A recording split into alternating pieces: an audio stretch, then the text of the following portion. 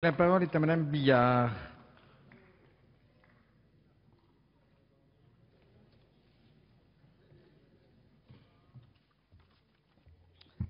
Merci, Monsieur le Président. Madame la Ministre, depuis le début de l'année, la mobilisation citoyenne grandit contre l'exploitation des gaz et huiles de schiste en France. Cela justifie la demande donc du groupe de la gauche démocrate et républicaine et en son sein du parti de gauche d'avoir ce débat devant la représentation nationale.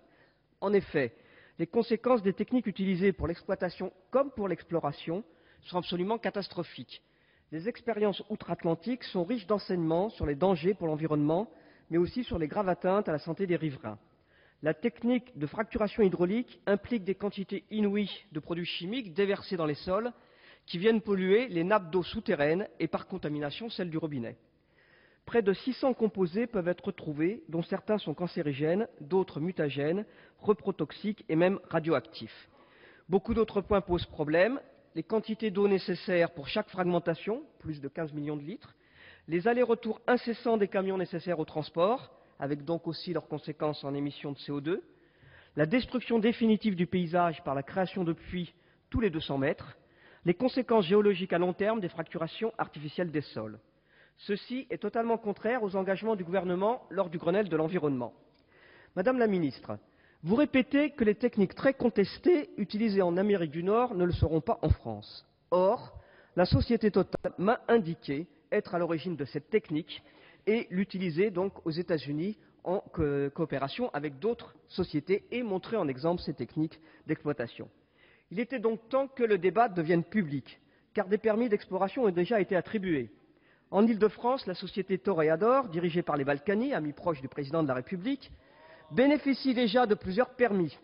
L'entreprise Vermillon a d'ores et déjà procédé à l'installation du matériel en Seine-et-Marne. Or, Total explique clairement dans un document qu'ils m'ont envoyé que l'exploration comporte 3 phases, dont la dernière comprenant le forage horizontal et la microfracturation de 1 à 3 puits. C'était une citation du document de la société Total. La réalité contredit donc vos discours. À moins d'annuler les permis délivrés, rien n'empêchera les industriels de procéder au forage, d'autant que le moratoire ne concerne que les gaz de schiste et non les huiles de schiste présents en Île-de-France. Aussi, Madame la Ministre, je vais vous poser une question. La lettre que vous a envoyée le Premier ministre a-t-elle comme conséquence l'arrêt immédiat de la phase d'exploration, y compris pour les huiles de schiste, et donc l'annulation des autorisations de travaux déjà données en Seine-et-Marne? S'il est bien prévu une consultation du public pour les permis de recherche, comment se fait-il que par les modifications apportées au code minier, vous introduisiez la possibilité pour les industriels de garder secrètes les techniques utilisées pendant 20 ans? Ce ne sont d'ailleurs pas les seules questions posées par cette refonte du code minier que vous avez tenté d'organiser en catimini, comme viennent d'ailleurs aussi de le dire d'autres collègues. Procédure facilitée, absence de sanctions, c'était les collègues de Vauban. Absence de sanctions en cas de dommages à l'environnement, renouvellement automatique des concessions. Au final, les mouvements financiers finalement nous en apprennent plus que vous. Les fusions et acquisitions entre les industriels, les transferts de permis entre eux, ou encore les sommes déjà investies, 36 millions d'euros rien que pour Total, montrent bien qu'ils n'ont aucun doute sur l'issue possible.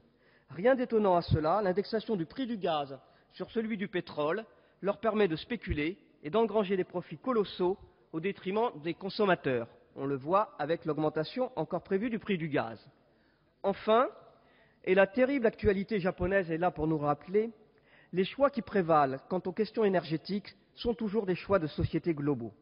Alors, faut-il remplacer les forêts par des forages? Pourtant, les alternatives énergétiques existent. La première consiste dans les économies d'énergie, par la sobriété et l'efficacité énergétique, comme le propose le scénario Négawatt. La deuxième consiste à développer l'ensemble des énergies renouvelables sans les agrocarburants qui, plusieurs rapports l'ont démontré, sont très mauvais en termes de réchauffement climatique par les émissions de gaz à effet de serre, et cela tout en planifiant la sortie du nucléaire. En persistant dans l'exploitation des gaz et pétroles de schiste, vous vous accrochez à un modèle de développement qui ne fait que repousser l'échéance inévitable de l'épuisement des hydrocarbures et de l'impérieuse nécessité de sortir du modèle productiviste et de changer notre modèle de production et de consommation. Cela implique de sortir à court terme de la logique du profit. Sinon, il n'y a pas de solution.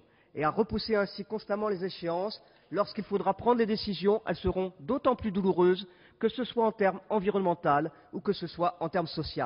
Alors plutôt que de parler, il serait temps de prendre des décisions et, Madame la Ministre, commencez par annuler les autorisations de travaux en Seine-et-Marne et, plus globalement, toutes les autorisations d'exploration, puisque si l'exploitation est néfaste pour l'environnement, ça ne sert à rien de commencer les explorations. Merci, mes chers collègues.